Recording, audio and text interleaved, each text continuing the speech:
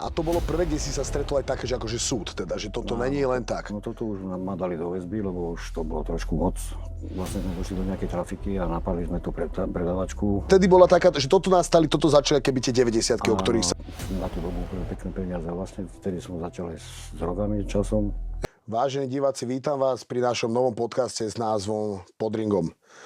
Ako prvého hostia som si vzhľadom na to, že veľa ľudí ma okrem fightera vníma skôr cez nejaký môj príbeh s mojím otcom a náš medziľudský vzťah, ktorý ako keby bol taký komplikovaný, pretože väčšiu časť alebo veľkú časť života môj otec strávil v base a nežili sme spolu a náš keby medziľudský vzťah sa tvoril na rôznych týchto návštevách počas tých rokov. A viem, alebo mám aj veľa odozví, že veľa mladých chalanov alebo chalanov všeobecne majú problém nejaký so svojím otcom a verím tomu, že tento príbeh a tento rozhovor by im mohol či už pomôcť, alebo že sa v ňom zhliadnú, alebo skrátka, že sa medzi sebou porozprávajú, alebo jak by som to povedal. Pretože sám som zvedavý, čo mám od tohto rozhovoru čakať, pretože budem sa pýtať a budeme riešiť aj témy, ktoré som so svojím otcom nikdy neriešil. Takže oco, vítam ťa ako prvého hostia. Ahoj. No, a ja by som úplne, že prvé začal, že nech začneme úplne od podlahy a od začiatku, že vec, ktorá mňa zaujíma, je, že teda celý tento príbeh, alebo nejaká tvoja mladosť sa odohráva, že v Petržalke, ale nebýval si tam od začiatku, tam si sa nasťahovali, keď si mal koľko cca? Približne 12-13. A to bol ešte, to sa bavíme, že to bol ešte socializmus, to boli čo, 80. roky mohli byť? No tak nejak 83, tak nejak 82.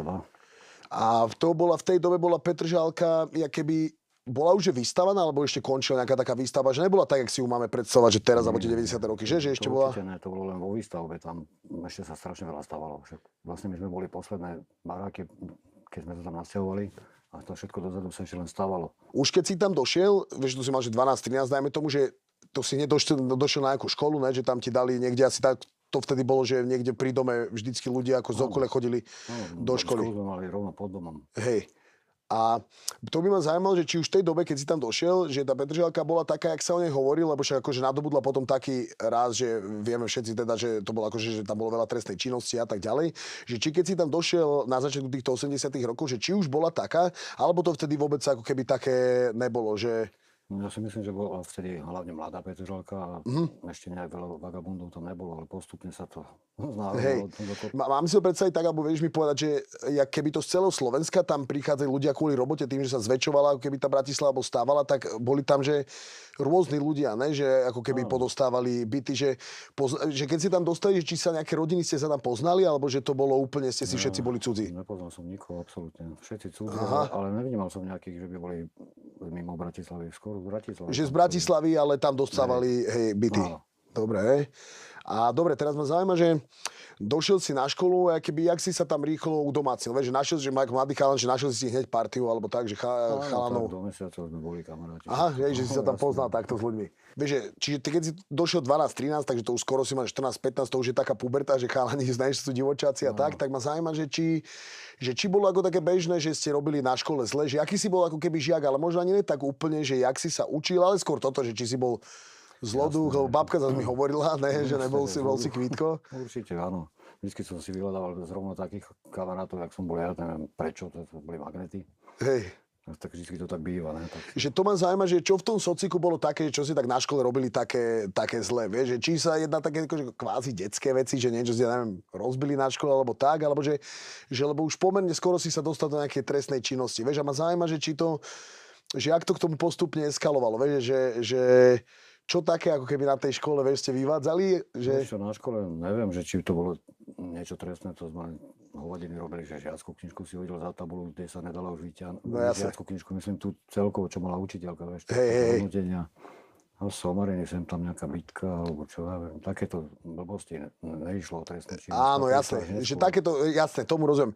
A dobre, a teraz hneď si aj ako keby mimo tej školy začal chodiť aj von, že do nejakej partie, že ste si našli vonku ako keby nejakú partiu? Áno, jasné, chodili sme tam na školách a tam sme sa stretávali aj 30 naraz, vieš, tam. No jasné. Partia veľká. A to by ma zaujímalo, že teraz keby tým pádom, že to sa už môžeme baviť, teda už si mal, ne, 13, 14, 15, a ma zaujíma, že jak to tak postupne smerovalo, že v nejakej tej trestnej činnosti, možno postupne dojsť k tomu, že čo si ako prvé také spravila, že jak ste sa ako keby, vieš, že jak to tak prebiehalo vonku, že koho to bol nápad, alebo že prečo vôbec niečo začať, vieš, zle robiť, že pýtam sa preto, lebo mi to príde ako keby, že jasne, že ja som mladší a úplne iná generácia, ale je to také bežné, ako keby v tom veku, že chalani vonku vymýšľajú a dostanú sa do rôznych akože problémov, tak toto by ma zaujímalo, že lebo stále sa pýtam preto, že v kontexte toho socializmu, že ja neviem, jak si to mám predstaviť, že lebo o tom ja som iba počul, nezažil, takže a ma zaujíma, že či vtedy to bolo, lebo sa hovorí, že vtedy bol ten režim taký, aký bol, takže či to bolo také prísne, lebo viem, že vtedy aj vlastne aj na školách, aj učitelia, aj policajti, všetko bolo také prísnejšie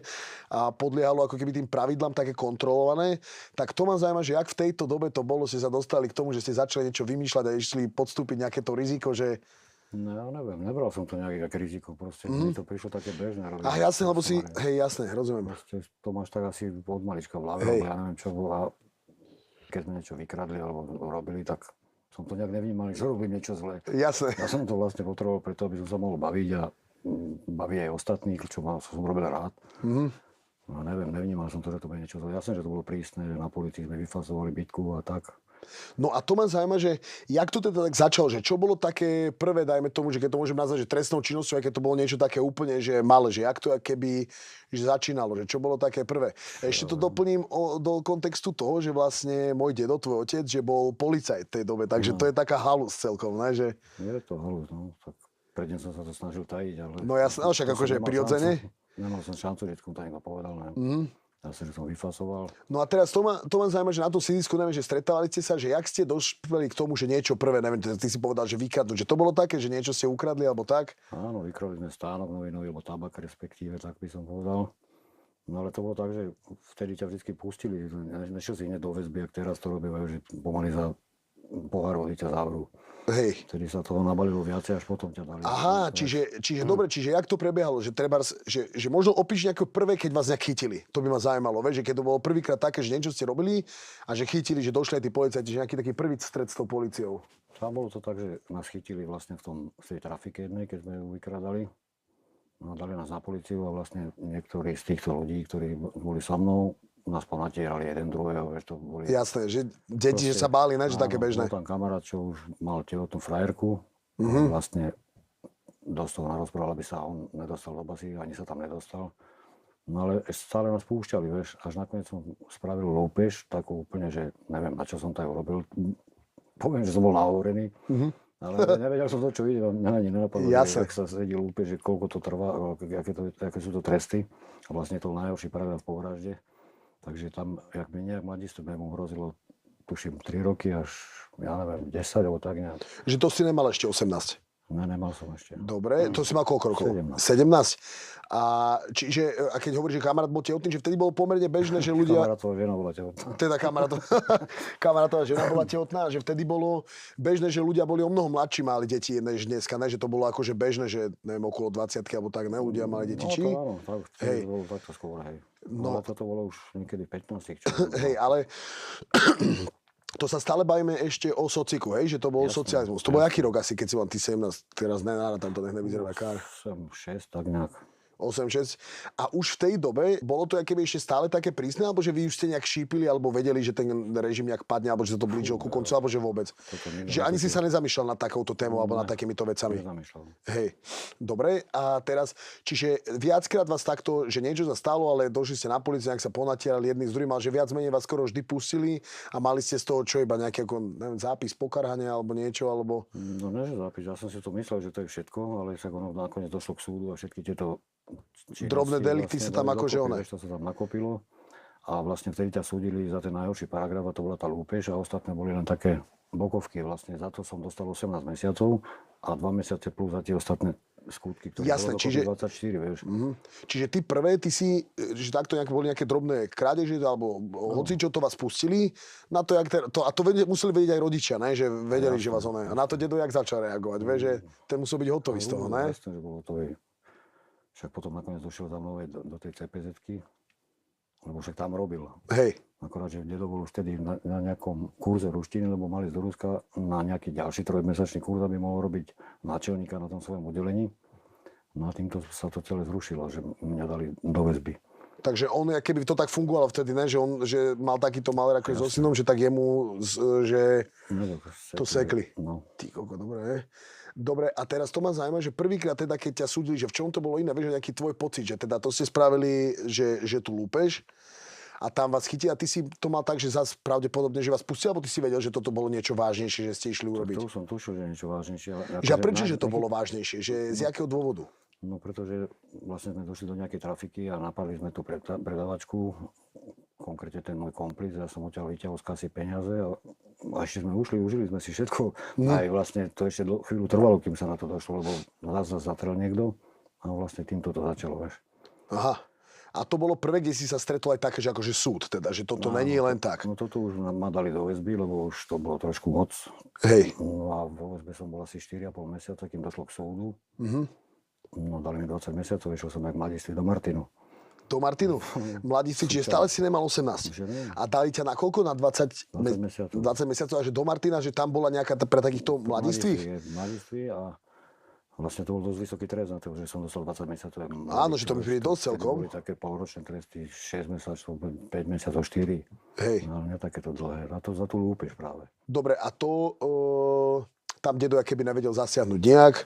No, alebo že vieš, že či ti nejak... že som mal advokátku alebo niekoho takého a potom vlastne pri tom PPčku, že sa ma pustili skorej, tak tam tiež určite nejakým spôsobom. Ale on, že toto už bolo také, že z tohto musel byť hotový, že to si mu spravil akože veľký škrt cez rozpočet. Áno, určite.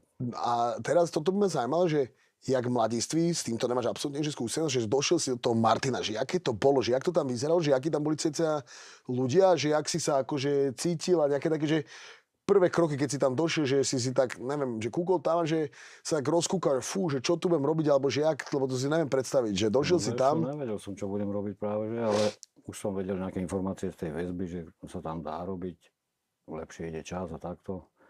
A to, akí ľudia sú tam, to neviem ti povedať. Myslím si, že to boli len mladiství, ako keby. Basa, lebo si tam s mladými ľuďmi, hlavne s nejakými východňarmi a takto, čo boli úplne tupí ľudia, keď to mám takto povedať. Si s nimi nerozumieš, oni majú svoje, si idú a ty si nejak rozdielný v tom, že si bol v meste alebo chodil do školy a tak pravidelne, tak si to úplne ináč vnímal, vieš. Akože našiel si tam partiu, ale stále sú tí ľudia okolo teba, stále s nimi žiješ. No jasne. No a tam si každý chcel niečo dokazovať, tam to bolo dosť ťažké. Že to ma zaujíma, že či to bolo také, jak sa hovorí, že vieš, akože, že bitky hneď, alebo takéto, že šikana, či tam bola. No, určite áno, jasné. Že hej. Že vo veľkom a policajti ako radi to nehali, hej, že neriešili to oni nejak, alebo... Áno, riešili, riešili to policajti, ale tomu sa neviem, to každý deň je proste, keď má niekto nasraté v hlave, tak on spraví to isté za hodinu, len zabudne na to, že mal problém. Jasné. Dobre, a to ma zaujíma, že jak tu, že tento, keby táto basa pre mladistvých, že bola akože nejak priebehovo, že iná než tá pre dospelých, že čo si tak robili cez deň, alebo tak, že tak v rýchlosti, lebo tých 20, že keď ťa pustili aj skorej, to za koľko ťa pustili, keď na to PPčko, že skôr? Po roku? Vieš, že to muselo ako keby k mladému človeku, že relatívne aj rýchlo utiec, ne? Že ma tak zaujíma, že ak si sa tam tak zabýval, že čo si také robil tam, ako keby? Chodili sme do roboty, najprv som chodil na taký, sa to volalo, že revolver, to bol sústruh, ktorý si dokončoval veci, keď niekto niečo pokazil a dalo sa to ešte upraviť, tak som sa tam dorobil na tom sústruhu. No a potom som sa dal preradiť na paneláren, to sme chodili mimo basy. A tam som zase zváral tie armatúry do panelov, čo sa dávajú tie železné, tak to ti ujde čas. No ja sa preto že ak mladému človeku mi to príde také, že ten rok ti ako relatívne vie ujsť. Dobre, a keď si bol tu, to už si mal 18, alebo keď si tam bol, že rok, vieš, 17 ročného, keď ťa rieši, tak to už si akože mal 18 a to už si, že to ma zaujíma, že ak si nad tým rozmýšľaš, že už sa teda blížilo, že ideš von, vieš, takže či si mal také, že ja neviem, že vtedy nebolo bežné asi chodiť na výšku, to nebolo také, že po strednej, lebo dneska je to také, že každý skoro chce ísť na vysokú a vtedy to, že nerozmýšľal bežne tak človek, že ne každý chcel ísť na výšku, ne, že vieš, to ma zaujíma, že si ako 18 ročný, že vyšiel von a že čo si, že čo, jak keby ďalej, vieš, či si to mal tak, že... Na chvíľu som sa vrátil do školy zase.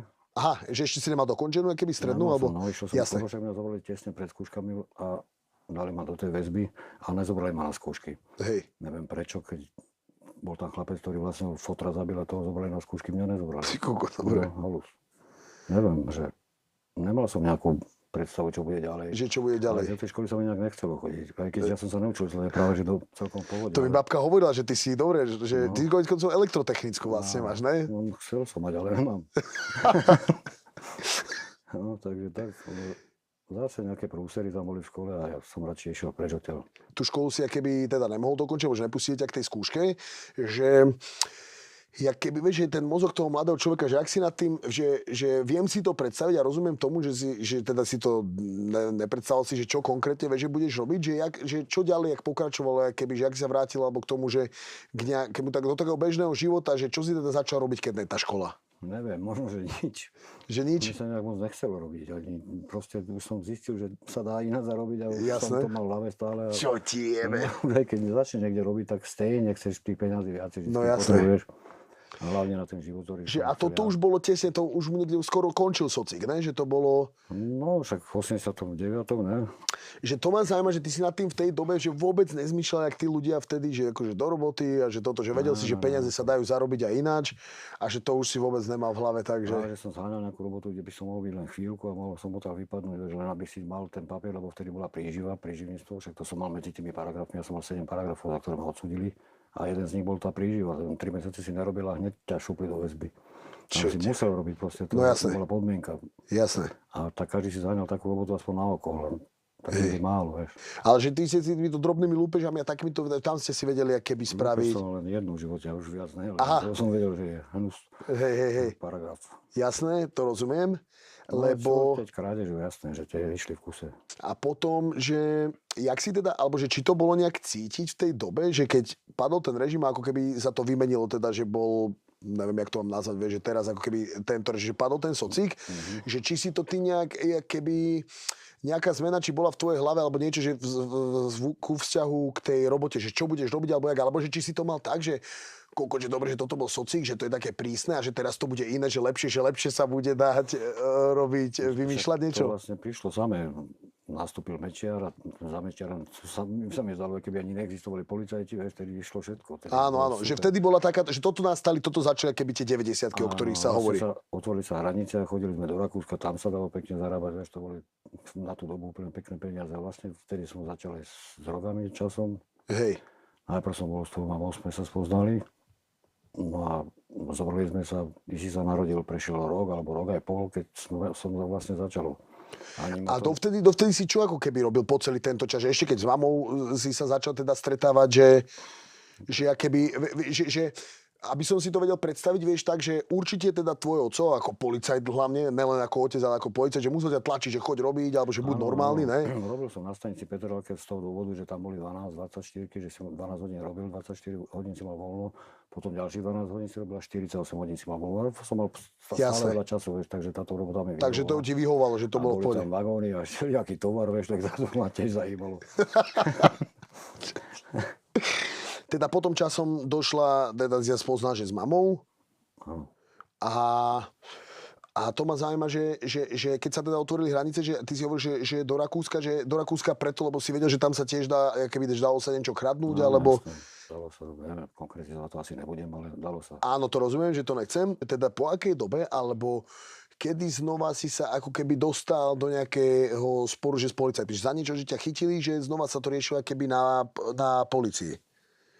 Že či už do toho došli ako keby drogy, už to bolo niečo spojené s tým, alebo ešte predtým to bolo?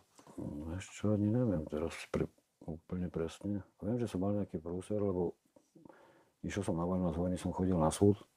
Ja vlastne, ale to bolo také niečo, že niekto chcel na mňa hodiť elektro, som vykradol, vlastne vedúci z elektro, ja si vymyslel, že koľko mu zmizlo pračiek alebo chladničiek, už si nepamätám. A pritom mal takúto dieru v skle, že ja som nejaký počul, že odtiaľ vykradnúť nejakú pračku, to sa tam nezmestilo. Takže nakoniec to sudca dokázal, že to je nič a nič som z toho nemal. Ale potom to došlo neskôr, jasne, že potom to bolo kvôli drogám.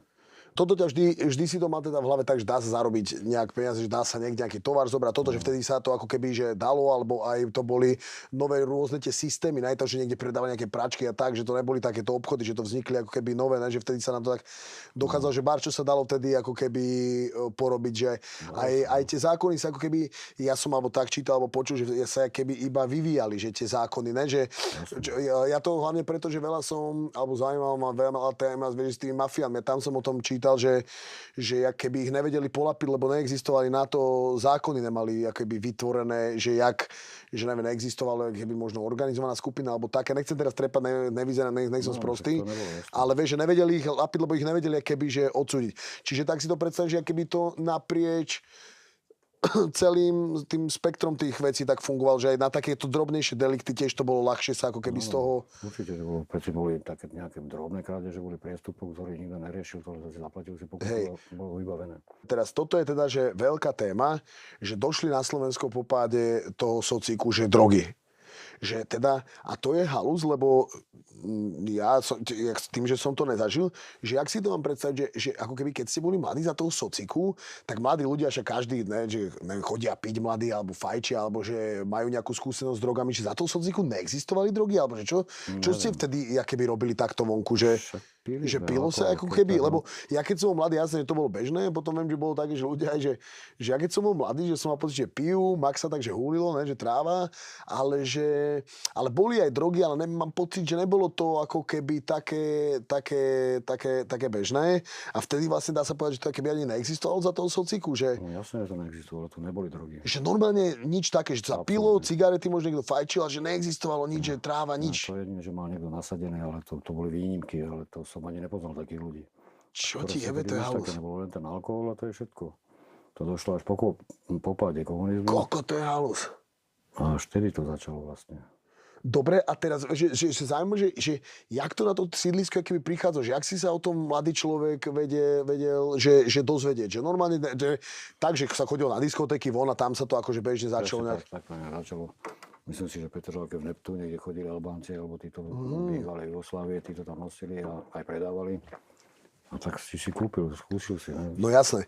A čo také došlo? Že čo bolo, teda bajme sa hlavne o tom teda heroíne, ne? Že to bolo také, že one... To bolo heroín, jasné. A čo také ešte okrem toho došlo? Alebo že... Len heroín, kokain a tá marihuana to... Heroín, kokain, takto. Kokain, jasné. Že marihuana. Aha, vlastne, lebo o tom, keď som sa bavil s niektorými ľuďmi alebo tak, že to si možno ľudia nevedia predstaviť, že jak keby, že vy ste vôbec nevedeli, že čo to tie drogy že obnášajú, že ty si nevedel treba, že jak sa na tom, že môže byť človek závislý, alebo jak to je nebezpečné, alebo tak, že... To som ani netušil. Práve, že som videl len vo filmoch všelijakých za komunistov, že sem tam niekto spomenul heroínu, jak mu je z toho dobre a takto, ale nejakú závislosť, to som ani netušil, ani to nenapadlo, že... A keď aj, tak som si myslel, že možno po nejakých rokoch, lebo po čom. Hej, jasné. Ne, po 3 mesiacoch alebo po mesiaci. Čo ti jebe, to je silné. No, to by sme neboli nejak informovaní o takých... Jasné. Lebo to by som chcel tým ľuďom keby priblížiť, lebo neviem... aby si vedeli ľudia, že predstaviť, že keby za sociku teda tie drogy že neexistovali a zrazu došli, len že tí ľudia, keď dojde niečo nové, že nevieš ty o tom nič, že ty si nemá nejakú brožúru, že jak dneska, že každý vie, že heroín je najhoršia droga, že na tom si hneď závislí, že to je úplne peklo, tak, ale že vtedy to vôbec ste nevedeli, že iba si vedel, že možno z filmu... Keď neexistovali tie drogy, tak ti to nikto nemusel vysvetľovať. Vieš? No jasné. Nikto si nevedel predstaviť, že padne ten komunizmus a zrazu sa to tu všetko objaví a bude to také v každej inej krajine po komunistoch, ne? Hej. Vždycky je to isté. A dobre, a teraz ma zaujíma, že ako keby... prečo tá Petržalka keby takto vynikla? Ale podľa mňa to v celej Bratislave bolo, že? Že nelen v Petržalke. Len tá Petržalka tým, že bola najväčšia akože sídlisko, že tam to najviac bolo toho... Áno, časom vlastne... Ono takto, to nebol na to zákon, na tie drogy. Takže, čo tebe, že nebol na to zákon? Nebol, lebo tu neboli proste. Tu no neboli, jasné. Ja nepotreboval ten zákon a vlastne si mohol dlhú dobu robiť, čo si chcel. A toto všetci títo ľudia vedeli a robili s tým. A až keď došli vlastne nejaké zákony, tak to presunuli na Slovákov, že potom predávali Slováci. Že dovtedy to dealovali, aký by tí, čo sem prinášali, že Albánci, alebo takto. Presne tak, lebo sa z toho mali najväčší prospech. No jasné. Keď koncový dealer, tak máš aj viac. No nemal si žiadne riziko, lebo však nebol na to zákon. Však došiel som na Zlaté piesky a keď som aj takto ukázal policajtovi Saček, nič ti nemohol povedať, pretože nebol zákon na to. Nemohol ti to zobrať alebo ťa za niečo súdiť. Koľko to je halus. Keď je taký zákon, tak sa to nedá. No jasné, rozumiem. Až potom neskôr spravili na tom. Čiže tí policajni ako keby reálne, že... Ale to po krátkej dobe asi začali zisťovať, že koľko toto začína byť problém a že musíme na to niečo vymysleť. Určite áno. Chvíľu to trvalo, to bolo možno 3 roky. Hej. No dobré, a ty máš takto, že prvú skúsenosť s týmto heroínom, že to už som ja bol na svete, ale bol som, že malý úplne. No. A A že normálne si akože, že zobrali, že toto sa teraz predávajú, to mladí si dávajú, ak dneska si niekto zapali, pije a že toto. Si len do cigarety heroínu, to si dostal vlastne cigaretu od toho, len si ho kúpil a si ju jasné, že to ani ne, že ako heroín, že vyslovene to v cigarete, že si dostal. Natiahnuté do cigarety, tak som začínal aj ja, aj myslím si, že veľa ľudí. Hej, že veľa ľudí, že v tej dobe, lebo preto sa má to keby zaujíma, že viem, že toto bolo také obdobie, že aj veľa ľudí, nelen, že sa stalo závislým na heroíne, ale aj veľa ľudí na to, že pozomieralo, ne? To znamená, že keby, že tam to tak vzniklo potom vlastne, že to je také zlé, že keby, lebo sa to začalo vo veľkom, ako keby asi brať, ne? Že... No, ale aj rôzny tovar mal niekto viac percentný, niekto menej percentný a keď niekto si chcel dať viacej a zistil, že to je nejak veľa percentná, tak jasne, že to sa predávkoval. Čo tebe? No ale neviem, tak to som to ja nejak nevnímal. No jasne, lebo že keby nevedel si. Dobre, a keby, jak by si to opísal, keď si mal napríklad heroín, že zase na druhú stranu, že asi stál dobrý. Akože dobrý, no zase, ako som blval, zvracal som z okna z auta, lebo som bol s kamarátom v hoteli Bratislava si to kúpiť. To on ma nabláznil, poď vyskúšame, že vyskúšame, on už bol závislý. Ale ma zavolal, poď ideme spolu, vyšiel som s ním, spravil mi tú cigaretu, dal mi ju, vyfajčil som ho a takto som vracal z okna, ale to je len ten začiatok, vieš, potom to prejde, keď sa vyvrácaš, už je akože dobré, už inokedy už nevrácaš, len ten prvýkrát to bolo takto. Že a teda... Dobrý, teraz je eufória, všetko úplne si v takom stave, že a niečo úplne nové, že také niečo nebolo vlastne okrem alkoholu? Nebolo nič, také, nič, čo by to mohlo pripomenúť, neviem o takom niečom. Hej, a teraz to ma zaujíma, že za koľko myslíš teda, alebo že to sa relatívne krátko vytvorí na toto závislosť, ne? Že... Áno, myslím si, že za mesiac to máš vybavenú. Fajnovo. No ale tým, že ešte si zapalil tú cigaretu, jak z frajeriny, ne? Že závislý, alebo čo, len si ju kúpil, si sfajčil, proste z frajeriny, z hovadiny a bolo ti dobre. A že... Chodil som teda do toho Neptúnu napríklad, Petržalke, tam som si každý deň kupoval. A chodili sme do Rakúska. Koľko to vtedy aký by stálo? Myslím si, že tá cigareta 200 korún, na celý gram stál 1200, tak nejak. Že to boli ale veľké peniaze na tú dobu celkom, ne? Že to bolo drahé. Určite, áno. To už ste sa keby potom, že stretávali takí ľudia, že v partii to bolo bežné, že ste viacerí, keby, alebo že vieš, či to bolo, že... No, chodili sme tak rôzne, to ešte ani nikto netušil, že to berem, alebo niečo také, vieš, lebo to som si väčšinou dával večer, alebo jasné. Ráno, keď som išiel na nejakú akciu. No tak to ma vlastne potom čapli v Rakúsku a tam som zistil, že som závislý, keď ma začalo vykrúcať. No dobre, takže dobre, čiže popri tomto išiel si na akciu už do Rakúska, kde môžeš povedať niečo, alebo že čo také bolo bežné, že prečo tam si, čo sa tam dobre robilo, akože z hľadiska nejakej tejto... No v tom čase to boli autorádia, no sa vykradli, ne, vo veľkom štýle. To si mi o tom sme sa tužím, že bavili, že autorádia, v tom si bol šikovný, ne? Áno, som vedel otvárať auta, jak nič, vieš, to vyšlo ľahko. Že lebo vtedy boli auta, nemali také ako bezpečnostné systémy, jak dneska, že... keď mali, tak to bolo také celkom jednoduché, to je otvoriť nejaké auto a vlastne som tam chodil, keby to bolo moje. Som v Rakúsku, tam nikto nesleduje, vieš. Hej. Tam si ťa nikto nevšíma, že si na parkovisku, čo tam robíš. Že vtedy to ani nebolo bežné, že by sa kradli tie autorádia, ne? U nich to ešte bolo také... Že u nich, hej, že akože, že robilo sa to, ale že nevedel niekto, že sa na to vie tak namotať, že to, keď to vie ľahko, že to je tak jednoduché, že tak vo veľkom sa to dá robiť.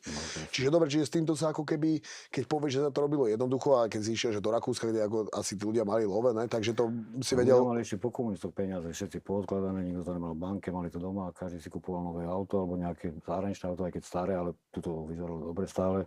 A vždy chceli do toho tú najlepšiu hudbu, ne? Tak takýchto ľudí sme presne potrebovali. Lebo vtedy stali rádia, bolo rádio, ktoré stalo 12 000 korún. Že dosť veľa peňazí, alebo 16 000.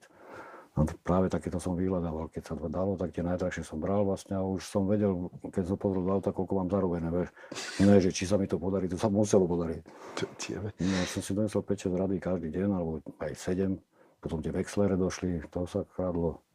Že preto si tí ľudia tak brali tie, že keď išiel domov večer, si vybral to rádio, lebo... to robili u nás, tam to nerobili, tam na to neboli zvyknutí, vieš, tam dokonca tie šuflíky, ktoré ti istia to rádio, aby si to nevyťahol, tak oni to ani len nevyhli, proste oni to mali len tak zapichnuté. Nachystané pre mňa asi.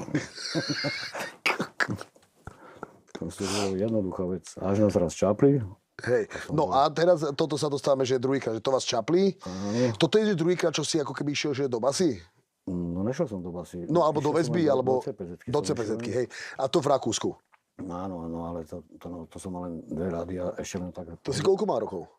Fúha, tak asi 25, tak neviem, 26. Počkaj, to je dosť dlhý čas sa odvtedy ako keby... Však ja neviem presne, ako to bolo. Ale vtedy bolo to proste, keď ma chytili. Hej, jasné, ale že dovtedy jasné, že toto, že vedel si, akéby vždycky Ja som ani dovtedy nefetoval, že som nepotreboval nejak kradnúť, alebo čo, že som potreboval nejaké extrémne veľa peňazí. Že to si len sú love, že popri robote, alebo že neísť do roboty ideálne, ale že nech si proste zarobíš iba love, jasné. A potom vlastne, že ty si to ani neriešil, keď si kradol do rádia, treba v tom Rakúsku, že vlastne, že kvôli nejakej závislosti, že to si zistil až keď ťa teda zavreli do tej CPZ-ky. Lebo to som vlastne začal vtedy len fetovať a chodili sme na tieto autorádia a po nejakých 3 alebo 4 mesiacov ma chytili a dovtedy som mal každý deň tú cigaretu alebo aj 2 cigarety proste a nevnímal som to, že by mi niečo bolo alebo chýbalo. Jasné. Ale až keď som bol v tej CPZ-ke, to vlastne som si dal naposledy ráno, už bolo dole 10 hodín večera, ešte som stále nevedel, keď si s policajtami v strese. No jasné. Čo bude prekladateľka, tam došla tlmočnička, som to nejak nevnímal, ale keď ma odnesli dole do tej pivnice, otvorili takú drevenú pivnicu, drevené dvere hrubé a tam nejaký Poliak z takej malej úzkej, čo to je, cela, ne? Malej úzkej cele. Hovorím, koľko si tu, že 30 dní? Hovorím, 30 dní? Tu nebudem mať takéto díre 30 dní. Všeobecne je aj odkaz pre divákov alebo ľudí, ktorých toto zaujímalo, že netreba nikdy ako keby zanevrieť možno na ten vzťah, alebo ani než zanevrieť, ale že vždy je dôležitá podľa mňa medzi dvoma ľuďmi komunikácia, lebo bez nej nikto nič nevie. Že ak sme si veľa povedali veci, že kokot, ja som vôbec nevedel, že čo jak vnímaš ty, a ja som vôbec nevedel, že čo jak, ale ty si teda nevedel, že čo jak vnímam ja, a vlastne, že to celkovo tej dynamike v tom vzťahu strašne pomôže, že lepšie o mnou pochopíš toho druhého. Jasne. A že je to veľmi osožné, ako keby, že prospešné, prínosné, že ten človek, jak sa vlastne je keby uklní. Takže toto snad verím všetkým, že bude taký odkaz pre vás. A to je celé. Ešte by som k tomu dodal, že ak vás nejaká konkrétna téma z tohto rozhovoru zaujala viac do hĺbky, pretože myslím si, že tu bolo viacero vecí, ktorých niekoho budú zaujímať, či to je akože možno nejaké, že psychologická záležitosť, čo som rozprával, alebo že možno, že niečo z tej trestnej činnosti, možno z pobytu vo väzeniach, možno, že niečo o tých drogách, že skrátka čokoľvek, čo máte také, že si myslíte, že by vás zaujímalo viacej, skúste mi to napísať, že či by stálo za to, alebo by ste mali záujem, že by sme sa nejakej téme povenovali, že v ďalšom dieli trebárs nejak hlbšie. Hovorím, v tomto podcaste budú ľudia rôzni, ale prišiel mi tento diel, ako prvý diel s mojím otcom spraviť, že je brutálny, lebo aj tých hostí, ktorých si volám, nechcel by som, aby vždycky boli nejakí úplne že generickí, alebo nech teda niekoho, že neurazím, ale takí ľudí, že nech ten rozhovor vám niečo ako keby dá, tak preto tento som zvolil ako ten prvý a na základe toho teda hovorím, že keby vás niečo konkrétne viacej zaujímalo z tohto a chceli by ste to do ďalšieho dielu, tak môžeme to tak spraviť, len nech teraz nevyzerám ako, že to milkujem, koľko sa dá, že chcem z toho vyťažiť, ale lenže si myslím, že to je akože pre mňa pútavá téma, tak ak by vás niečo zaujímalo viacej, tak kľudne napíšte. Dúfam, že rozhovor sa vám páčil a vidíme sa pri ďalšom dieli. No. Išlo to, že stále si nedošiel za mnou, už som bol z toho na nervy. Ja si pamätám, že v Trnave sme sa bavili a som ti tam slúbil, že to bolo naposledy, a rok a pol na to dostanem 10 rokov, tak som si myslel, že asi toto máš ty v hlave, alebo niečo také, vieš. Začal to rozprávať tak, že som sa aj rozplakal. Že fakt, ja som strašne trpel na to, že si keby nebol, ja som ti hrozne chcel zapáčiť, že ja keby potreboval od teba nejaké doznanie, alebo aspoň nejaký pocit. To ma zaujímavé, keď si dal, že 10 rokov, že či si skôr stále bol taký, že toto neexistuje a že niečo sa s tým dá spraviť, alebo či si povedal, že fú, tak toto som v piči, že to je veľa strašne, lebo mi to prídeš zobrať 10 rokov zo života. Jasne, som vedel, že to je veľa, strašne veľa. No, som vedel, na tým sa odjebem, hovorím, to už nemá význam. Čo tiebeš, takto je to. Taký starý, koľko už prídem von a tak. Už dokonca bol zatýkať na mňa, už som ani som sa neschovával, už som 8 mesiacov chodil do kasína, hoci kde som behal, len aby ma konečne chytili, nech to mám už za sebou, vieš.